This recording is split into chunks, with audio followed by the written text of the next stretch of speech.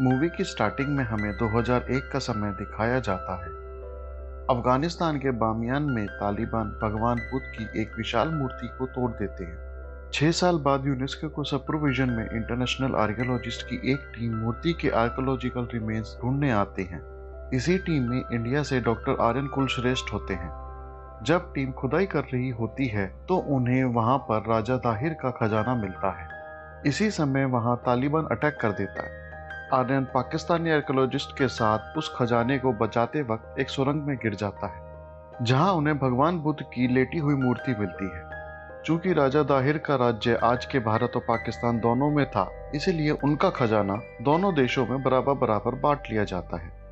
भारत की ASI doctor Aryan को उनके अफगानिस्तान में की गई खोज के लिए प्रमोशन देती है। इंडियन गवर्नमेंट सेतु समुद्रम प्रोजेक्ट के नाम से छोटा शिपिंग रूट चाहती थी, जिसके लिए वो राम सेतु को तोड़ना चाहती थी, लेकिन लोग इस प्रोजेक्ट के अगेंस्ट धरना देने लगते हैं।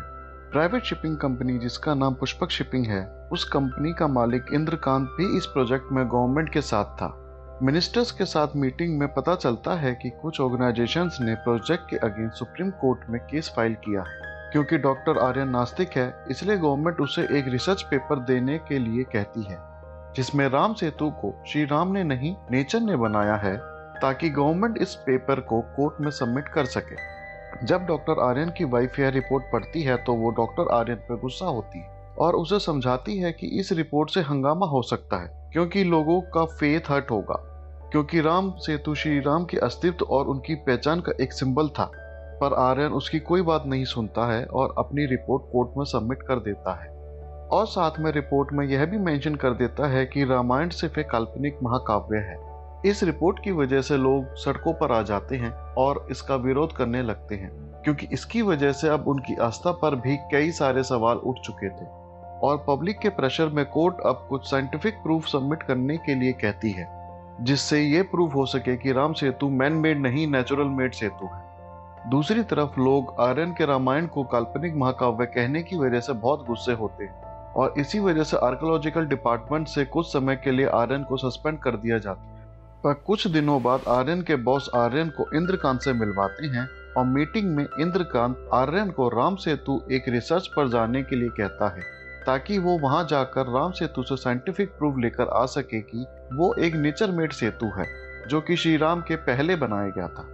पहले तो आर्यन इसके लिए मना कर देता है, क्योंकि वो अब और कंट्रोवर्सी में फंसना नहीं चाहता था, पर उसे पता ही नहीं था कि वो ऑलरेडी इस कंट्रोवर्सी का एक हिस्सा बन चुका है, क्योंकि उसने श्री राम के रामायण पर सवाल जो उठा दिया था, और उसकी वजह से कबीर के स्कूल में कबीर का दूसरे स्टूडेंट्स के साथ झगड़ा हो जाता है, जिसकी वजह से प्रिंसिपल आर्यन को स्कूल बुलाती है, और इसी बीच कुछ लोग जबरदस्ती आर्यन को पकड़कर उसका मुंह काला कर देते हैं, क्योंकि लोग उसके द्वारा कही गई बातों से बहुत गुस्से में थे। स्कूल में प्रिंसिपल कबीर के बिहेवियर की वजह से आर्यन पर बहुत गुस्सा करती है, जिसकी वजह से आर्यन सोच लेता है कि अब वो राम सेतु जाकर राम सेतु की सच्चाई को बाहर लेकर आएगा, और वो यह भी प्रूव कर पाएगा कि रामायण एक काल्पनिक महाकाव्य है या एक रियलिटी है।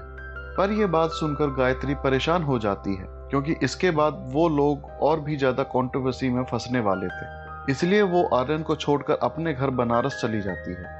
नेक्स्ट डे आर्यन राम सेतु के पास ओशन में खड़े पुष्पक शिपिंग के एक शिप में पहुंच जाता है। आर्यन को प्रोजेक्ट हेड बाली रिसीव करता है और उसे शिप में बनी लैब में लेकर आता है, जहां उसके पास हर तरह के इंस्ट्रूमेंट और मशीन्स थी।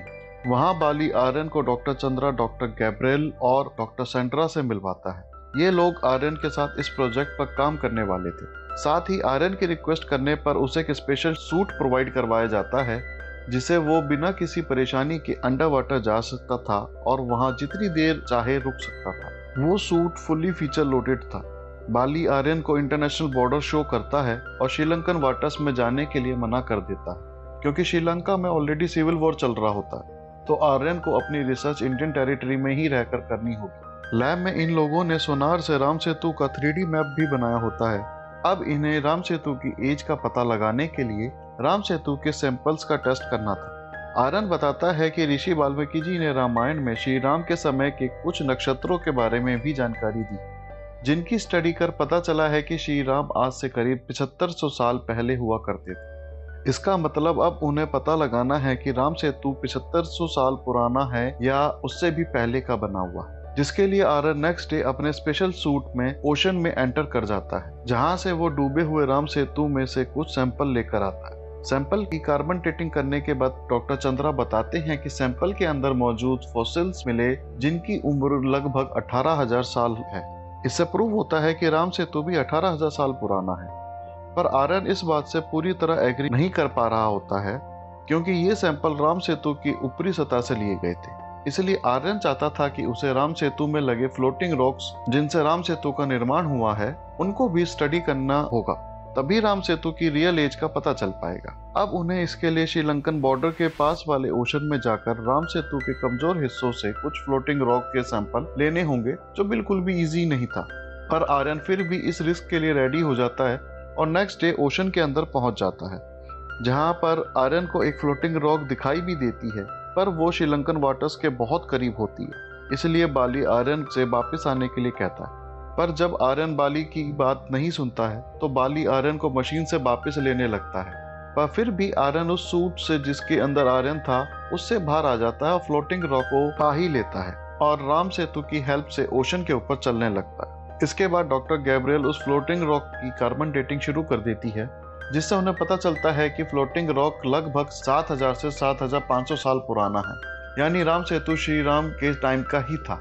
और जो सैंपल उन्हें मिले थे उन स्टोन्स को किसी ने कहीं और से लाकर वहां प्लांट किया था। ये बात आर्यन की टीम इंद्रकांत को बताती है, जिसमें डॉक्टर चंद्रा अभी भी राम सेतु को मैन मेड ब्रिज नहीं मानते। इंद्रकांत आर्यन और डॉक्टर चंद्रा को अपनी अपनी रिसर्च चालू रखने के लिए कहता है। डॉक्टर आर्यन सैंड्रा और गैब्रियल के साथ एक छोटी सबमरीन में ओशन के अंदर रिसर्च करने के लिए जाते हैं, लेकिन गैब्रियल को बाली के ऊपर भरोसा नहीं था, इसलिए वो अपने साथ फ्लोटिंग रॉक को भी छुपा कर ले जाते हैं। बाली ने इंद्रकांत के कहने पर सबमरीन में खराबी कर दी होती है, जिससे आर्यन और उनकी टीम ओशन के अंदर ही मर जाए। ओशन के अंदर जाते साथ ही आर्यन की सबमरीन मल फंक्शन करने लगती है और वो किसी तरह से सबमरीन को ओशन के ऊपर लाने लगते हैं, लेकिन सबमरीन से बाहर आते साथ ही स्टॉर्म की वजह से वो वापस ओशन में ही डूबने लगते हैं।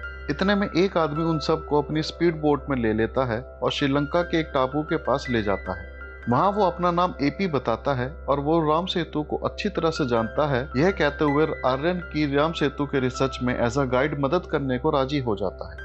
नेक्स्ट डे वो सब ओशन में उनके पास मौजूद फ्लोटिंग रॉक से ज्यादा बड़ी फ्लोटिंग रॉक लेने जाते हैं। वहां बाली अपने आदमियों के साथ आकर उन्हें मारने की कोशिश करने लगता है, जिसकी वजह से वो वापस टापू पर आते हैं और जंगल की तरफ भागने लगते हैं और बाली भी उनके पीछे आकर उन पर गोलियां चलाने लगता है।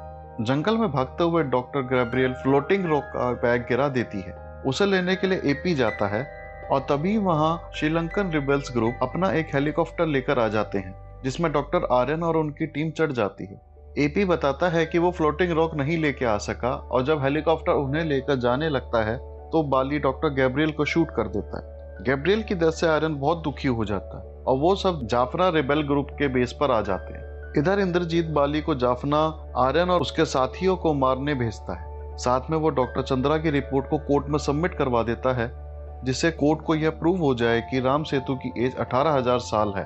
कोर्ट अपोजिट पार्टी को 3 दिन का टाइम देती है ताकि अपोजिट पार्टी यह प्रूव कर सके कि राम सेतु श्री राम ने ही बनाया है, वरना कोर्ट राम सेतु को तोड़ने के ऑर्डर दे देगी। एपी एक सैटेलाइट फोन का इंतजाम करता है ताकि आर्यन अपने घर बात कर सके। वो अपनी वाइफ गायत्री को फोन लगाता है। गायत्री आर्यन को कोर्ट हियरिंग के बारे में बताती है। ये सुन आर्यन टेंशन में आ जाता है, क्योंकि उसके पास बहुत कम टाइम बचा था। तभी वो वहाँ रिबेल्स को रावण की पूजा करते हुए देखता है और उसे आइडिया आता है कि अगर वो रावण के अस्तित्व के प्रमाण कलेक्ट कर पाया तो वो यह भी प्रूव कर पाएगा कि श्री राम भी थे, क्योंकि वो दोनों ही समकालीन थे और उसे श्रीलंका में श्री राम के एविडेंस तो नहीं मिलने वाले थे, पर रावण के एविडेंस मिलना पॉसिबल था, स्पेशली रावण की सोने की लंका का एविडेंस। जब आर्यन इस बारे में एपी को बताता है तो एपी कुछ एविडेंस का जाफना पब्लिक लाइब्रेरी में होने के बारे में बताता है। उन एविडेंसेस में रावण के सोने की लंका के बारे में क्लू मिल सकते थे और इसलिए वो लोग उस लाइब्रेरी में जाकर सर्च करने लगते हैं, पर उन्हें वहाँ कोई इन्फॉर्मेशन नहीं मिल पाती। एपी वहाँ की रिसेप्शनिस्ट से एक पर्सन का एड्रेस लेता है जिसके पास एक बहुत पुरानी धरोहर थी,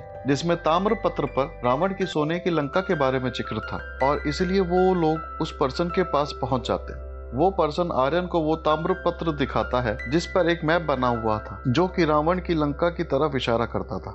रावण उस मैप की एक फोटो ले लेता है जिसमें लंका को एक ट्रायंगल शेप में दिखाया गया था। उस मैप में एक टनल का भी मैप था जो अशोक वाटिका से रावण के महल तक जाता था। एपी अशोक वाटिका का रास्ता जानता था। वो आर्यन और सैंड्रा को लेकर अशोक वाटिका जाता है, लेकिन अशोक वाटिका अब एक टूरिस्ट स्पॉट बन चुका था, इसलिए उन्हें वहां कोई एविडेंस नहीं मिलने वाला।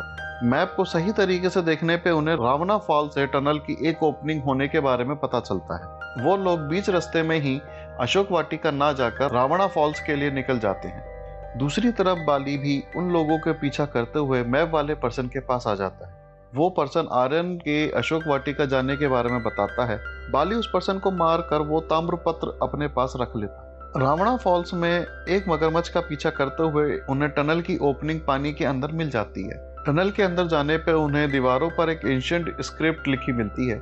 आर्यन उस स्क्रिप्ट की फोटो ले लेता है और उन्हें डिकोड करते हुए उस स्क्रिप्ट के साथ साथ आगे बढ़ने लगता है। वो लोग एक ऐसी जगह पहुंचते हैं जहां से 3 रास्ते निकलते थे, लेकिन जो रास्ता रावण के महल तक जाता था उस रास्ते को बंद कर रखा होता।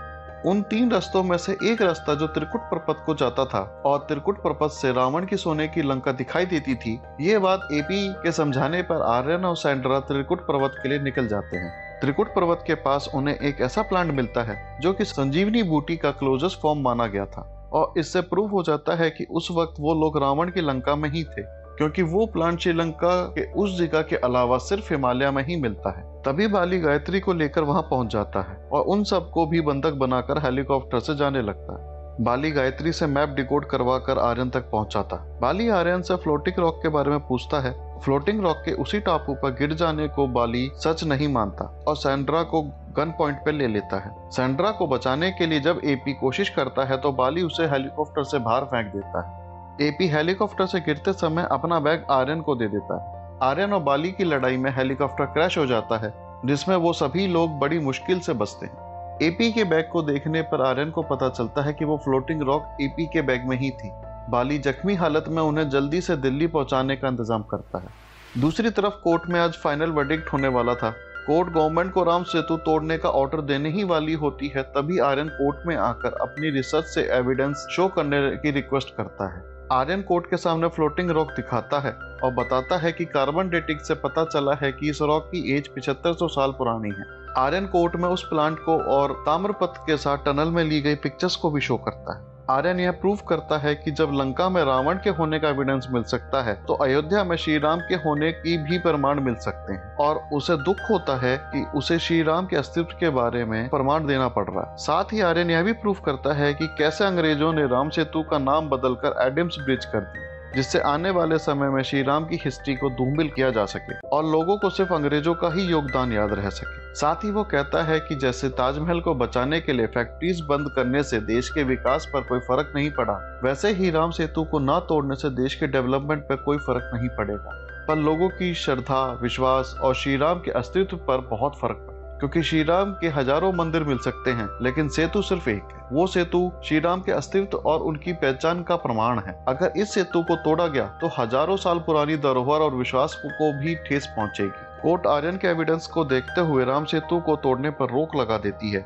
और कहती है कि अगर किसी को श्री राम के होने पर सवाल उठाने हैं तो उन्हें श्री राम के ना होने का एविडेंस प्रूव करना होगा। इस वर्डिक्ट के बाद सभी लोग बहुत खुश होते हैं क्योंकि उनकी श्रद्धा और विश्वास की जीत हुई थी।